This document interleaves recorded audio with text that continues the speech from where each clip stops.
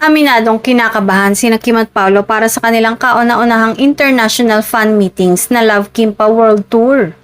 Mula sa kanilang tambalan sa screen, dadalhin na nila ang kilig sa global stage para sa kanilang fans sa iba't ibang bansa.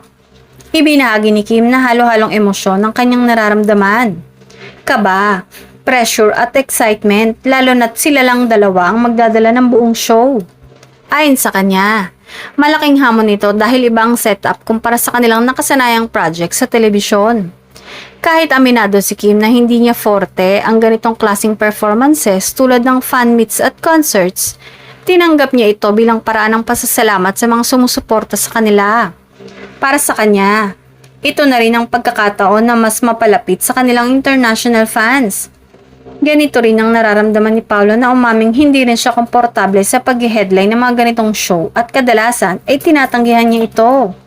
Gayunpaman, tinanggap niya ang proyekto bilang paraan upang makipagbigay saya at makabawi sa kanilang loyal supporters. Ang Love Kimpa World Tour ay magsisimula sa April 24 sa Fox Theater at magtatapos sa The Arena at Pickering Casino Resort sa May 3. Kung saan inaasahang dadagsa ang kanilang fans mula sa iba't ibang bahagi ng mundo.